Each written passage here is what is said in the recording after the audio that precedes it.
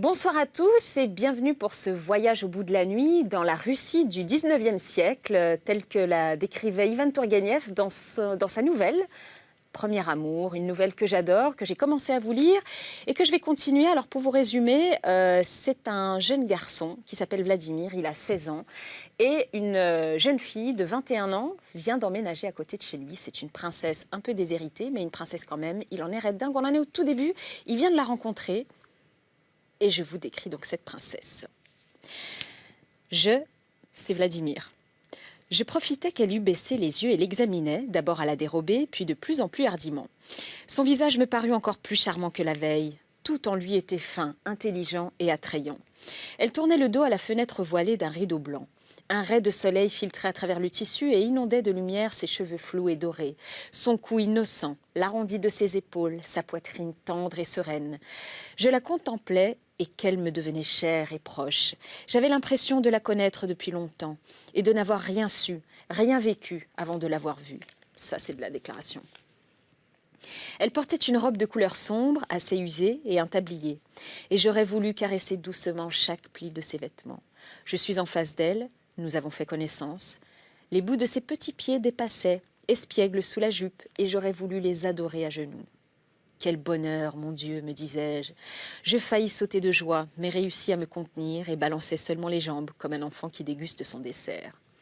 Alors ça, c'est une description comme on n'en trouve plus aujourd'hui. Voilà, un petit pli, un genou, une jambe, voilà, ça suffisait à exciter un jeune garçon. Aujourd'hui, il en faut bien plus, hein, mais bon. Allez, on continue, parenthèse fermée. J'étais heureux comme poisson dans l'eau, et s'il n'avait tenu qu'à moi, je n'aurais jamais quitté cette pièce.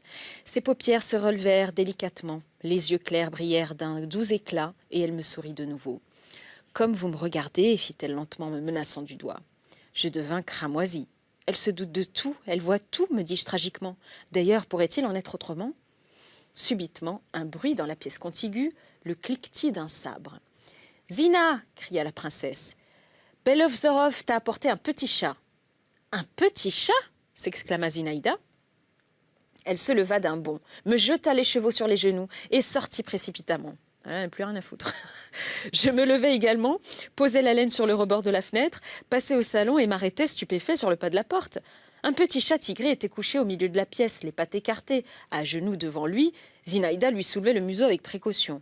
À côté de sa mère, entre les deux croisées, se tenait un jeune hussard, beau garçon, les cheveux blonds et bouclés, le teint rose, les yeux saillants. « Qu'il est drôle !» répétait Zinaïda. Mais ses yeux ne sont pas du tout gris, ils sont verts. Et comme il a de grandes oreilles. Merci, Victor Egorovitch, vous êtes un amour. Le hussard, en qui j'avais reconnu l'un des jeunes gens de la veille, sourit et s'inclina en faisant sonner ses éperons et la bélière de son sabre. Hier, vous exprimâtes le désir d'avoir un petit chat tigré à longues oreilles. Vos désirs sont des ordres. Il s'inclina de nouveau. J'aime quand les hommes parlent comme ça. Le petit chat miaula faiblement et se mit à explorer le plancher du bout de son museau. « Oh, il a faim !» s'écria Zinaïda. « Boniface, Sonia, vite, du lait !» Une bonne, qui portait une vieille robe jaune et un foulard décoloré autour du cou, entra dans la pièce apportant une soucoupe de lait qu'elle déposa devant la petite bête. Le chat frissonna, ferma les yeux et commença de laper. « Comme sa langue est petite et toute rouge, observa Zinaïda en baissant la tête presque au niveau du museau. Le petit chat, repu, fit ronron. Zinaïda se releva et ordonna à la bonne de l'emporter, d'un ton parfaitement indifférent. « Votre main pour le petit chat, sourit le hussard, encombrant son corps d'athlète sanglé dans un uniforme flambant neuf. « Les deux, répondit Zinaïda. Pendant qu'il lui baisait les mains, elle me regarda par-dessus son épaule. Quelle coquine! Je restais plantée où j'étais, ne sachant pas trop si je devais rire, dire quelque chose ou me taire. Tout à coup, j'aperçus par la porte entr'ouverte du vestibule Théodore, notre domestique, qui me faisait des signes. Je sortis machinalement. « Que veux-tu » lui demandai-je. « Votre maman m'envoie vous chercher, répondit-il à mi-voix.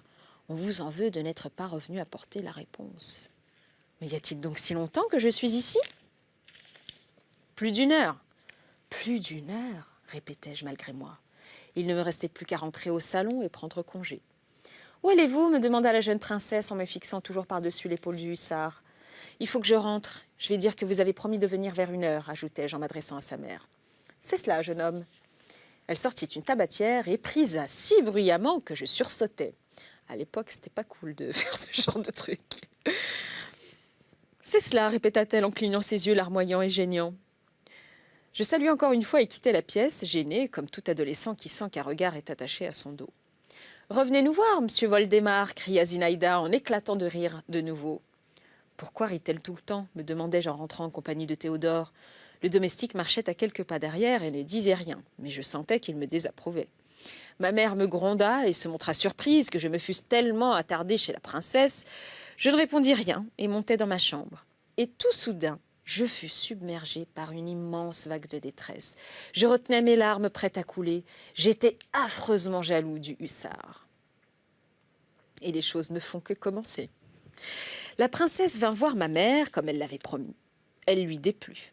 Je n'assistais pas à l'entretien, mais à table, maman déclara à mon père que cette princesse Zaskine lui avait produit l'impression, entre guillemets, d'une femme très vulgaire, qu'elle l'avait terriblement ennuyée avec ses sollicitations et ses prières d'intervenir auprès du prince Serge, qu'elle avait des procès en masse, de vilaines affaires d'argent, et devait être une grande chicanière. Néanmoins, ma mère ajouta qu'elle avait invité le lendemain à dîner la princesse avec sa fille. En entendant et sa fille, je plongeais le nez dans mon assiette et justifiais cette invitation par le fait que c'était une voisine et quelqu'un de la noblesse par-dessus le marché. À cela, mon père répondit qu'il avait connu dans sa jeunesse le prince Zaskine, un homme très bien élevé, mais lunatique et sans cervelle. Comme la plupart des hommes, si je peux me permettre.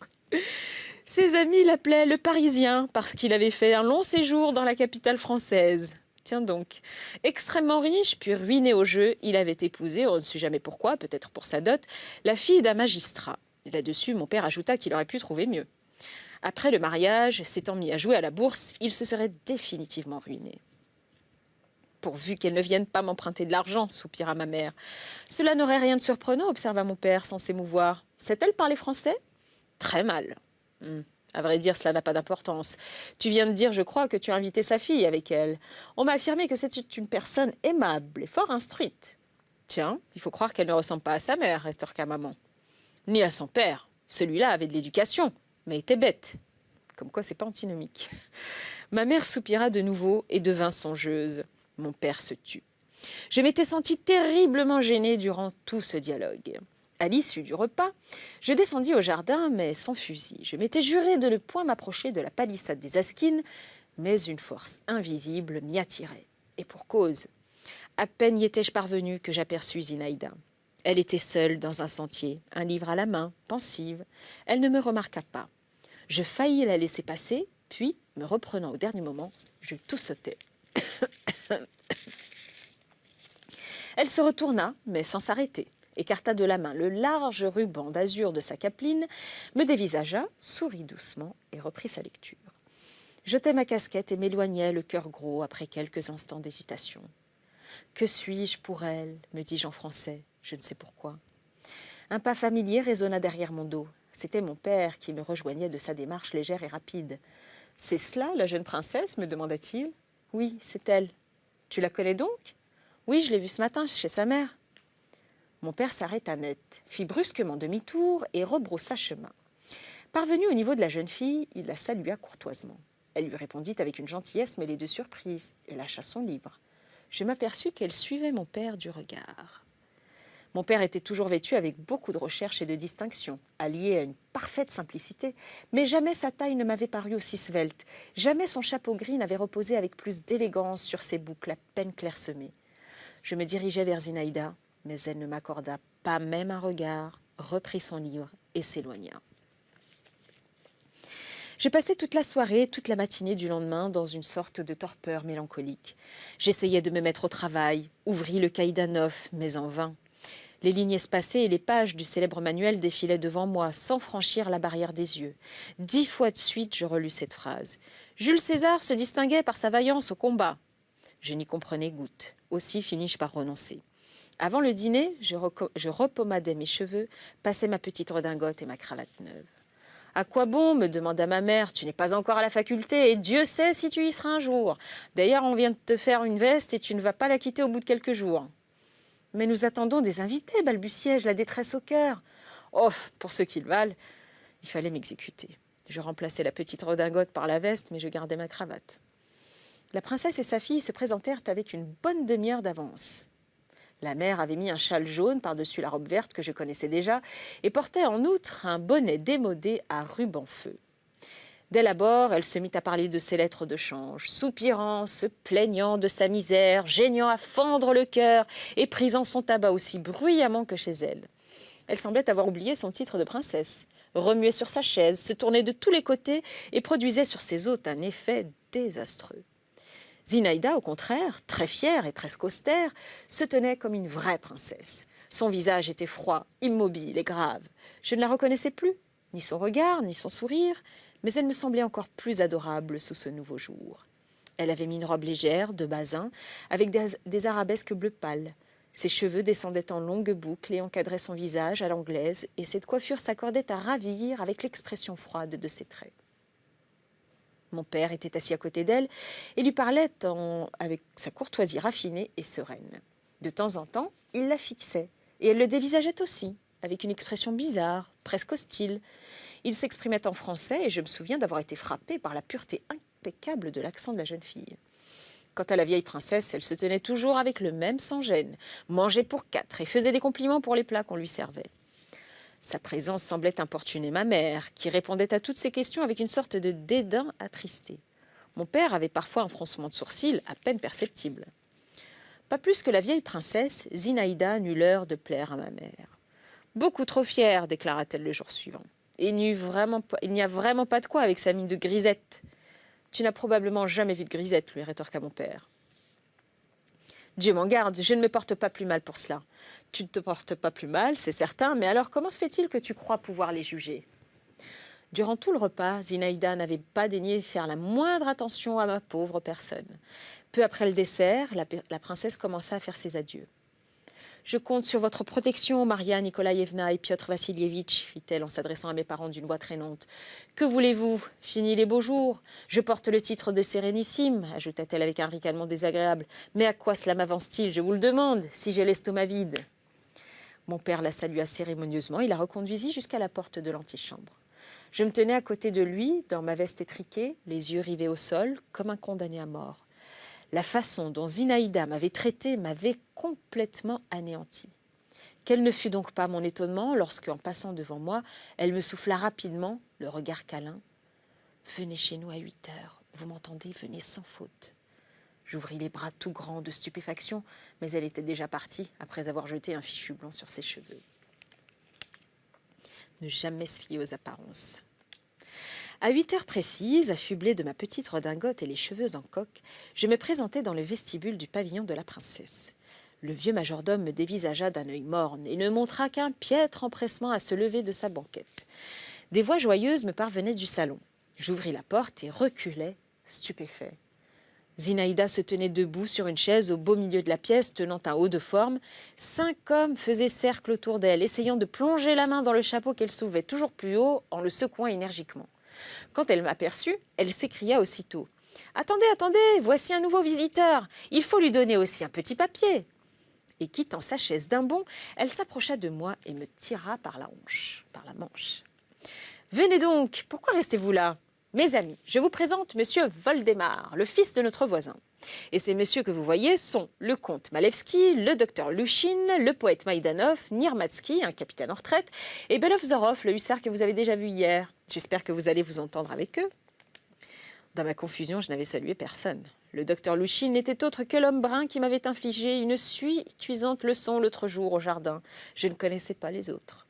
« Comte, reprit Zinaïda, préparez donc un petit papier pour Monsieur Voldemar. » Le comte était un joli garçon, tiré à 4 épingles, avec des cheveux noirs, des yeux bruns très expressifs, un nez mince et une toute petite moustache surmontant des lèvres minuscules.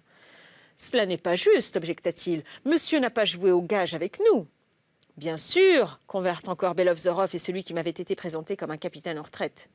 Âgé de quelque 40 ans, le visage fortement marqué de petites vérolles, il avait les cheveux frisés comme un arabe. Les épaules voûtées, les jambes arquées, il portait un uniforme sans épaulettes et déboutonné. « Faites le papier, puisque je vous l'ai dit, » répéta la jeune fille. « Qu'est-ce que c'est que cette mutinerie ? C'est la première fois que nous recevons M. Voldemar dans notre compagnie. Et il ne sied pas de lui appliquer la loi avec trop de vigueur. Allons, ne ronchonnez pas, écrivez, je le veux. Le comte ébaucha un geste désapprobateur, mais baissa docilement la tête, prit une plume dans sa main blanche, aux doigts couverts de bagues, arracha un morceau de papier et se mit à écrire. « Permettez au moins que nous expliquions le jeu à M. Voldemar, intervint Louchine sarcastique, car il a complètement perdu le nord. Voyez-vous, jeune homme, nous jouons au gage. La princesse est à l'amende et celui qui tirera le bon numéro aura le droit de lui baiser la main. Vous avez saisi ?» Je lui jetai un vague coup d'œil, mais restai planté immobile, perdu dans un rêve nébuleux. Zinaïda sauta de nouveau sur sa chaise et se remit à agiter le chapeau. Les autres se pressèrent autour d'elle et je fis comme eux. « Maïdanoff, dit Zinaïda au grand jeune homme, au visage maigre, aux petits yeux de myope, avec des cheveux noirs et exagérément longs. Maïdanoff, vous devriez faire acte de charité et céder votre petit papier à M. Voldemar afin qu'il ait 2 chances au lieu d'1. Maïdanoff fit un signe de tête négatif et ce geste dispersa sa longue crinière. Je plongeai ma main le dernier dans le chapeau, pris le billet, le déplia. Oh mon Dieu, un baiser! Je ne saurais vous dire ce que j'éprouvais en lisant ce mot. Un baiser, m'exclamai-je malgré moi. Bravo, il a gagné, applaudit la princesse, j'en suis ravie. Elle descendit de la chaise et me regarda dans les yeux avec tant de douce clarté que mon cœur tressaillit. « Et vous, êtes-vous content ?» me demanda-t-elle. « Moi ?» balbutiai-je. « Vendez-moi votre billet, me chuchota Belovzorov. Je vous en donne 100 roubles. » Je lui répondis en lui jetant un regard tellement indigné que Zinaïda applaudit et Louchine cria « Bien fait !» Pourtant, poursuivit-il, en ma qualité de maître des cérémonies, je dois veiller à la stricte observance de toutes les règles. Monsieur Voldemar, mettez genoux à terre. C'est le règlement. Zinaïda s'arrêta en face de moi, en penchant la tête de côté, comme pour mieux me voir, et me tendit gravement la main. Je n'y voyais pas clair. Je voulus mettre un genou à terre, mais tombais à 2 genoux et portais si maladroitement les lèvres à la main de la jeune fille que son ongle m'égratigna le bout du nez. Pauvre chou. « Parfait !» s'écria Louchine en m'aidant à me relever. On se remit à jouer au gage. Zinaïda me fit asseoir à côté d'elle. Quelles amantes saugrenues n'inventait-elle pas? Une fois, elle fit elle-même la statue et, choisissant pour piédestal le laid Nirmatsky, elle l'obligea à s'allonger par terre et à cacher de plus son visage dans sa poitrine. Nous ne cessions de rire aux éclats. Tout ce bruit, ce vacarme, cette joie tapageuse et presque indécente, ces rapports inattendus avec des personnes que je ne connaissais à peine, tout cela me produisit une impression considérable, d'autant plus que l'éducation reçue avait fait de moi un garçon sage, raisonnable, assez collet monté. Je me sentis ivre sans avoir bu. Je riais et criais plus fort que les autres, si bien que la vieille princesse, qui recevait à côté un homme de loi de la porte Tiverskaya, convoqué en consultation, se montra à la porte et me regarda sévèrement. Mais j'étais si parfaitement heureux qu'il ne m'importait guère d'être ridicule ou mal vu. Zinaïda continuait à me favoriser et me gardait auprès d'elle. L'un des pensums voulut que je restasse avec elle, sous un châle, afin de lui confesser mon secret. Nos 2 visages se trouvèrent tout à coup isolés du reste du monde, enveloppés dans une obscurité étouffante, opaque, parfumée. Ses yeux brillaient comme 2 étoiles dans cette pénombre. Ses lèvres entr'ouvertes exhalaient leur tiédeur, découvrant ses dents blanches. Ses cheveux me frôlaient, me brûlaient. Je me taisais. Elle me souriait d'un air énigmatique et moqueur. En fin de compte, elle me souffla. « Eh bien ?» Là, je ne pouvais que rougir, ricaner, me détournant, respirant péniblement. Le jeu des gages finit par ennuyer et l'on passa à celui de la ficelle. Mon Dieu, quelle ne fut pas ma joie quand elle me frappa fortement sur les doigts pour me châtier d'un moment de distraction. Après cela, je feignis exprès d'être dans les nuages, mais elle ne me toucha plus les mains que je tendais et se contentait de me taquiner. Que n'avons-nous pas imaginé au cours de cette soirée? Piano, chant, danse, fête tzigane. On déguisa Nirmatsky en ours, on lui fit boire de l'eau salée. Le comte Malevski fit le prestidigitateur avec un jeu de cartes. Après quoi, ayant battu le jeu, il nous le distribua comme pour une partie de whist, mais en gardant tous les atouts. Là-dessus, Louchine annonça qu'il avait l'honneur de l'en féliciter. Maïdanoff nous déclama des extraits de son dernier poème, L'Assassin, l'on était en plein romantisme. Il se proposait de le publier avec une couverture noire et le titre tiré en caractères rouge sang. Nous volâmes le chapeau de l'homme de loi et l'obligeâmes à nous exécuter une danse russe en guise de rançon. Le vieux Boniface fut obligé de s'affubler d'un bonnet de femme, tandis que Zinaïda se coiffait d'un chapeau d'homme. Et d'ailleurs, je renonce à vous énumérer toutes les fantaisies qui nous passaient par la tête. Seul Belovzorov se tenait renfrogné dans un coin et ne dissimulait pas sa mauvaise humeur. Par moments, ses yeux s'injectaient de sang. Il devenait cramoisi et semblait prêt à se jeter au milieu de nous pour nous faire chavirer comme des quilles. Mais il suffisait que notre hôtesse le regardât sévèrement et le menaçât du doigt pour qu'il se retirât de nouveau dans sa solitude. Je crois qu'elle les tient par les bouts du nez, cette Zinaïda. Et si on en apprenait un petit peu plus sur elle? À une prochaine. Bon voyage.